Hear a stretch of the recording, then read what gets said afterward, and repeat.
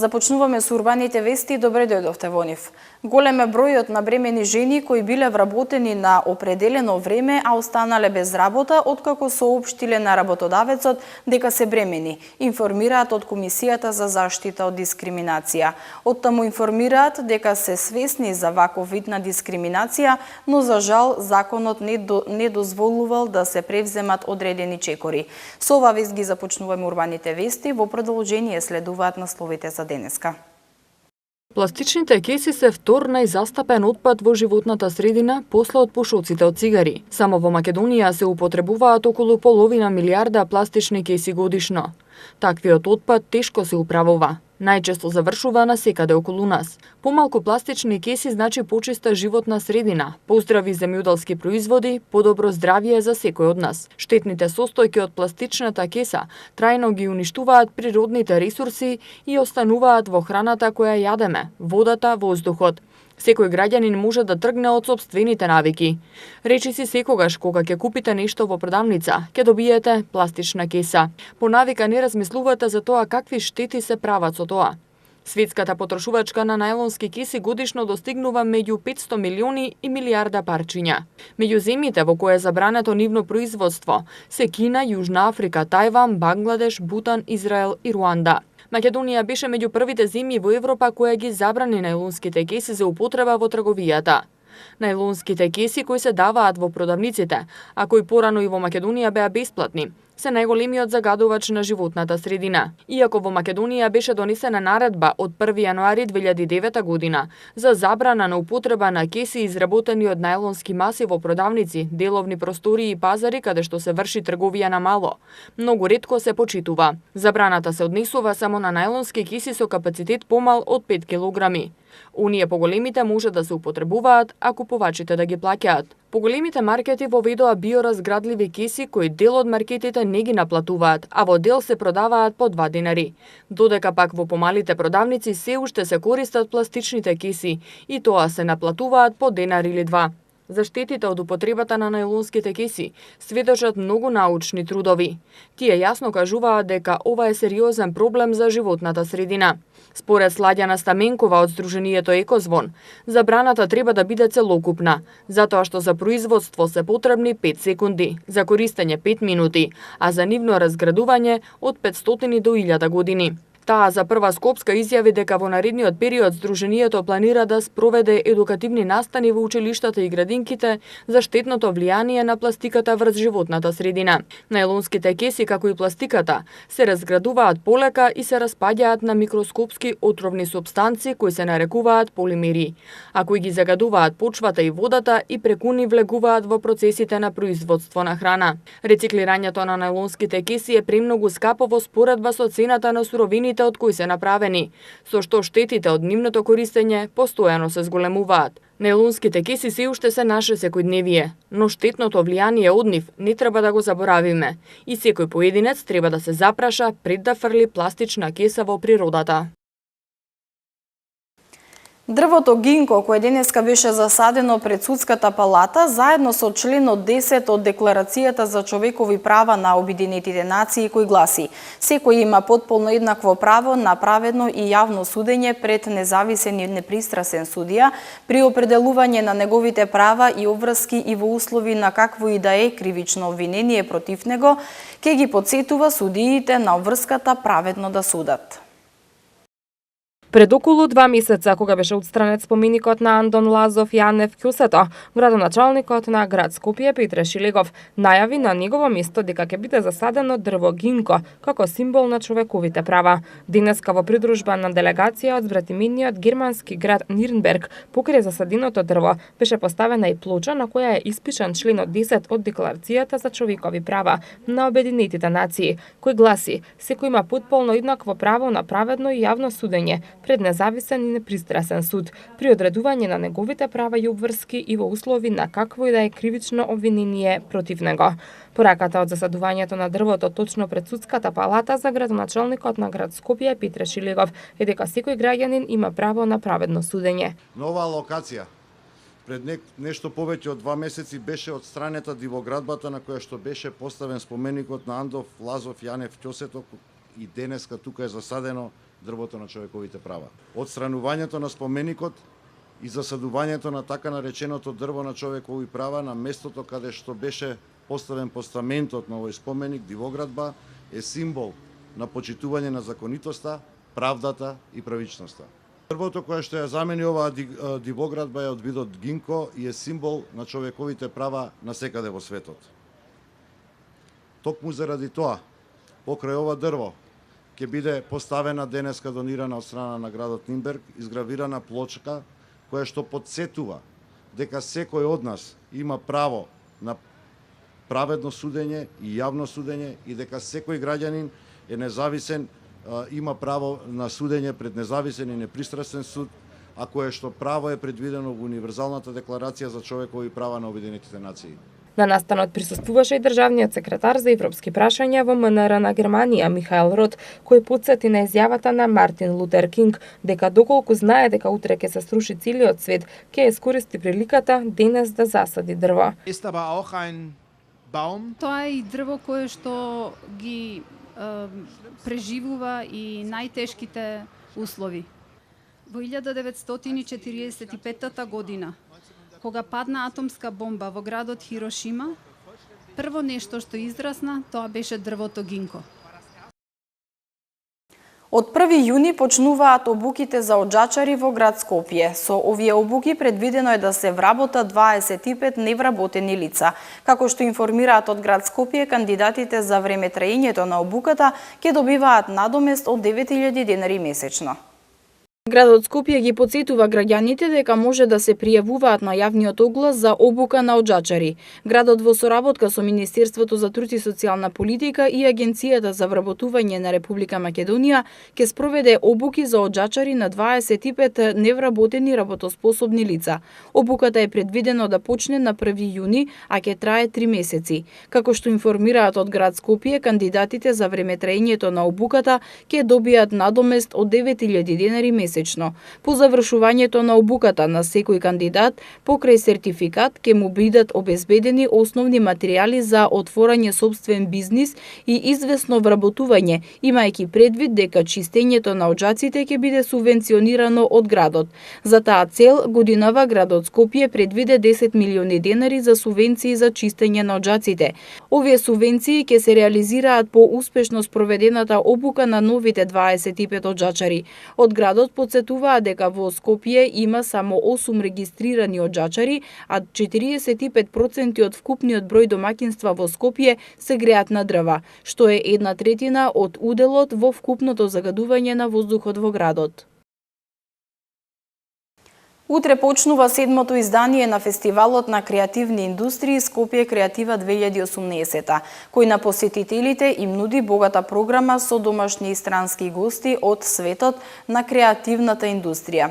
Свеченото отворање е закажано утре во 20 часот, каде ќе може да се види целата изложбена скулптура. Од утре до 13 мај во Младинскиот културен центар и на локација околу МКЦ ќе се одржува 7-то издание на Фестивалот на креативни индустрии Скопје Креатива 2018.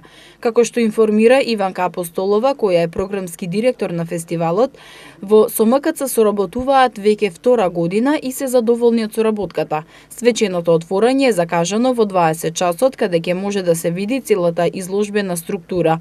Апостолова информира дека и оваа година домашната програма е составена од едукативни работилници за деца, стручни предавања и презентации на дизајнери, кои се активни во сферата на културните и креативните индустрии. Утре во 8 часот ќе биде свеченото отварање, со официјално отварање на целата изложбена структура, на сите прототипи што се овакво дел од програмата изложени на штандови.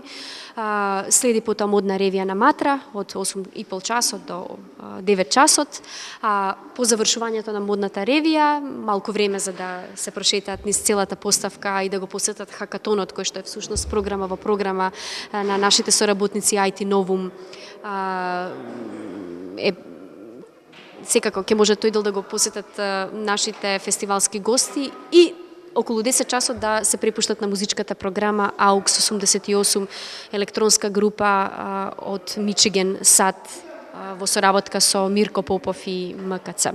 Весна Димчева од фестивалот информира дека секоја година во овие 7 изданија посебно значење за публиката имаат гостите од странство. Годинава има неколку гости од регионот и Европа, значајни имиња во областа на креативната индустрија, но од различни области како што се фотографија, дизајнер, архитектура, уметност, култура, а свои настапи ќе имаат в сабота и недела. Во рамките на фестивалот се предвидени и предавања и работилници. Посебно значаен гостин е белгискиот фотограф Герд Детае, кој што е многу интересен по начинот на кој што работи. Значи не работи класична фотографија, туку комбинира повеќе различни фотографски техники и работел за врвни компании како Saatchi & Saatchi, Toyota, брендови како Ericsson, Carrefour и многу други. Потоа ја имаме една брачна двојка архитекти кои што имаат своја асоциација, се вика Процес, и работат една интересна област, релативно непозната кај нас, тоа е архитектура за деца. Ки имаат со децата што ќе дојдат на фестивалот, ки имаат работилница на изработка на куќи од хартија, и таа работилница е намената за деца од 4 до 8 години. Потоа го имаме гостинот од Албанија, Ралф Гиони, кој што работи пиар, е експерт за пиар и за брендирање на градови.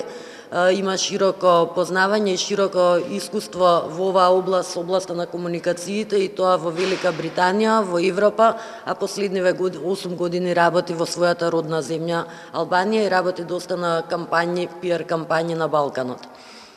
Ја имаме Тамара Николич Джерич од Хрватска, етнолог, антрополог, која што ги развива креативните индустрии во еден регион како што е Истра. Фестивалот има за цел да поттикне развој на креативни индустрии, за што е потребна едукација на граѓаните и на младите за создавање нови производи. Без разлика дали кучето или кучињата се опасни или не, на вратата треба да стои табла, која ќе означува дека во тој дом се чуваат кучиња или доколку сопственикот не го пријави своето куче еднаш годишно во ветеринарните амбуланти, следува казна. Ова се дел од условите кои сопствениците на кучиња треба да ги исполнуваат за да не бидат санкционирани. Доколку сопствениците на кучиња не ги исполнуваат одредени услови, следува парична казна. Сопствениците на кучиња се должни да ги пријават своите кучиња еднаш годишно во ветеринарните амбуланти, клиники и болници кои се овластени за спроведување на ветеринарната здравствена заштита од јавен карактер во нивното место на постојан престој, со цел да ги регистрираат и идентификуваат, како и да ги исполнат одредбите во однос на здравствената заштита согласно со прописите од областа на ветеринарното здравство. Без разлика дали кучето или кучињата се опасни или не, на вратата треба да стои табла, која ќе означува дека во тој дом се чуваат кучиња или кога се на јавно место, кучињата треба да се движат врзани. Младенчињата пред да ги вдомат, треба да ги пријават лицата кај кого ги вдомиле. Доколку овие услови не ги се почитуваат, следува казна во износ од 10 до 15 евра.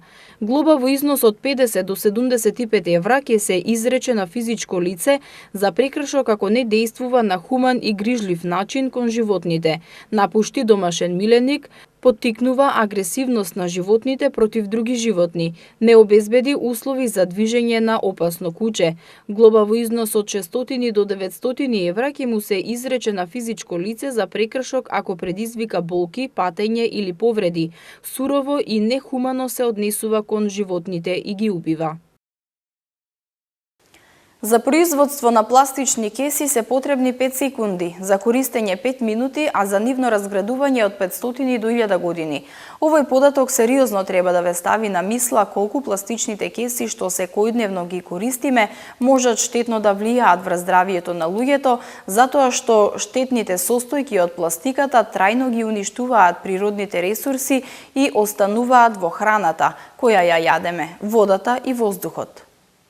Пластичните кеси се втор најзастапен отпад во животната средина после од пушоците од цигари. Само во Македонија се употребуваат околу половина милиарда пластични кеси годишно. Таквиот отпад тешко се управува. Најчесто завршува насекаде околу нас. Помалку пластични кеси значи почиста животна средина, поздрави земјоделски производи, подобро здравје за секој од нас. Штетните состојки од пластичната кеса трајно ги уништуваат природните ресурси и остануваат во храната која јадеме, водата, воздухот. Секој граѓанин може да тргне од сопствените навики. Речи си секогаш кога ќе купите нешто во продавница, ќе добиете пластична кеса. По навика не размислувате за тоа какви штети се прават со тоа. Светската потрошувачка на најлонски кеси годишно достигнува меѓу 500 милиони и милиарда парчиња. Меѓу земјите во кои е забрането нивно производство се Кина, Јужна Африка, Тајван, Бангладеш, Бутан, Израел и Руанда. Македонија беше меѓу првите земји во Европа која ги забрани најлонските кеси за употреба во трговијата. Најлонските кеси кои се даваат во продавниците, а кои порано и во Македонија беа бесплатни, се најголемиот загадувач на животната средина. Иако во Македонија беше донесена наредба од 1 јануари 2009 година за забрана на употреба на кеси изработени од најлонски маси во продавници, деловни простории и пазари каде што се врши трговија на мало, многу ретко се почитува. Забраната се однесува само на најлонски кеси со капацитет помал од 5 килограми. Оние поголемите може да се употребуваат, а купувачите да ги плаќаат. Поголемите маркети воведоа биоразградливи кеси кои дел од маркетите не ги наплатуваат, а во дел се продаваат по 2 денари. Додека пак во помалите продавници се уште се користат пластичните кеси и тоа се наплатуваат по денар или 2. За штетите од употребата на најлонските кеси сведочат многу научни трудови. Тие јасно кажуваат дека ова е сериозен проблем за животната средина. Според Сладјана Стаменкова од Сдруженијето Екозвон, забраната треба да биде целокупна, затоа што за производство се потребни 5 секунди, за користење 5 минути, а за нивно разградување од 500 до 1000 години. Таа за прва Скопска изјави дека во наредниот период Сдруженијето планира да спроведе едукативни настани во училиштата и градинките за штетното влијание на пластиката врз животната средина.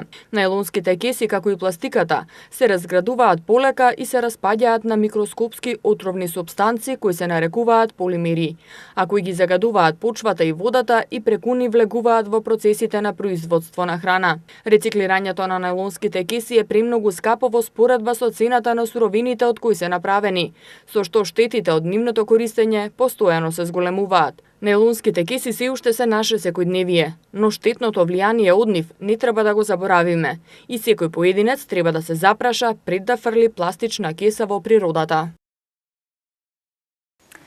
Денеска и утре во општина Кисела Вода се собира кабаст отпад. Акцијата се спроведува во урбаните заедници Цветан Димов и Бирарија. За останатите местни и урбани заедници кои ќе бидат опфатени во наредните седмици, жителите на општината ќе бидат дополнително информирани, соопштија од Кисела Вода. Сезонските работници од општина Кисела Вода денеска се ангажирани во акција за собирање кабаст отпад што се спроведува во урбаните заедници Цветан Димов и Бирарија. Граѓаните од овие две урбани заедници кабаст отпадот треба да го изложат пред своите домови и колективните згради на пошироките улици. Потребно е отпадот да не го попречува движењето на пешаците и возилата и местото да биде пристапно за возилата на општина Кисела Вода. Габаритниот отпад утре ќе се собира од урбаните заедници Кисела Вода и Расадник. За останатите местни и урбани заедници кои ќе бидат опфатени во наредните седмици, сезонските работници вчера ги подигнуваа старите и непотребни предмети со погабаритна големина од жителите на Пржино и Црниче. Со цел спречување на развојот на ларвите од комарци и спречување на појава од заразни болести и инфекции, во општина Илинден во тек е втората ларвицидна дезинсекција на водни површини. Со прскањето се опфатени сите отворени одводни канали во сите населени места, како и речното корито на Сува река и вештачката акумулација на Бучинци. Во општина Илинден во тек е втората ларвицидна дезинсекција на водни површини за уништување на ларви од комарци на површина од 50 хектари. Со третирањето се офатени сите водни површини на отворените одводни канали во сите населени места, како и речното корито на Сува река и вештачката акумулација во Бучинци. Дезинсекцијата се врши со точно еколошко средство кое е безопасно по здравието на луѓето, одобрено и пуштено во промет од Бирото за лекови. Целта на третирањето е спречување на развојот на ларвите од комарци и спречување на појава од заразни болести и инфекции. Како што информираат од општина Илинден, како дел од програмата за спроведување на општи мерки за заштита на населението од заразни болести на подрачјето на општината за 2018 година, општина Илинден продолжува да ги спроведува и сите други мерки за дезинсекција, дератизација и дезинфекција. Регионалниот центар за управување со кризи ги информира граѓаните дека утре без електрична енергија ќе останат делови од неколку скопски општини. Станува збор за општините Аеродром, Карпош, Петрове, Сарај и Чучер-Сандево. Без електрична енергија, утре од 8 до 13 часот ќе останат жителите од скопското село Љубанци, летувалиштето Љубанци, млин Љубанци, мали ХПП Љубанци, дел од корисниците од село Мирковци, од викенд населбата Побожје и селата Побожје, Кучевиште, Бродец, Танушевци и Брест. Во периодот од 8 часот и 30 минути до 15 часот без струја ќе бидат корисниците од селата Глумово, Шишево, Долна и Горна Матка, како и стопанските објекти Адријус Доел, Вија Комерц и Бис Оил во општина Сарај. Од 9 до 10 часот без струја ќе бидат дел од корисниците од улицата 23 октомври во општина Аеродром, а од 9 до 15 часот корисниците од улицата Волгоградска, број 7, 8 и 12 во општина Карпош. Без снабдување со струја од 9 часот и 10 минути до 12 часот ќе бидат корисниците од селото Коњари, додека краткотраен прекин по 30 минути ќе имаат корисниците од селата Дивле, Сушица, Чифлик и Живиње во општина Петровец. Како што информира Регионалниот центар за управување со кризи Скопје, прекините се поради инвестиции во електросистемот. Денеска имавме променливо облачно време со температура до 26 степени. Утре на повеќе места ќе биде нестабилно со пороен дожд и грмежи. Температурата до 24 степени. В сабота температурата ќе се движи од 11 до 25 степени, в недела од 12 до 24 и во понеделник од 11 до 25 степени. И за крај уште една информација. Во насока на поголема транспарентност и подобро информирање во врска со акцијата за сечење и кастрење дрвја во Карпош 4, градот Скопје сака да ја информира јавноста дека истото се врши на барање на жителите согласно со сите законски постапки. Денеска екипите на јавното претпријатие Паркови Зеленило извршија акција во населбата Карпош 4, каде што на терен исекоа и извршија кастрење на повеќе дрвја. Истите се одстранети на барање на жителите на околните згради, кои до секторот за комунални работи на град Скопје доставија барање за сечење на сувите стебла околу зградата на улица Волгоградска број 1, како и за обновување на зеленилото околу овој објект. Град Скопје сака да истакне дека, како и досега, за секое исечено дрво на истата локација или во непосредна близина ќе биде засадено ново дрво. Почитувани гледачи, со оваа информација ги завршуваме урбаните вести. Ви благодарам на вниманието, останете понатаму со програмата на Прва Скопска. Довидување.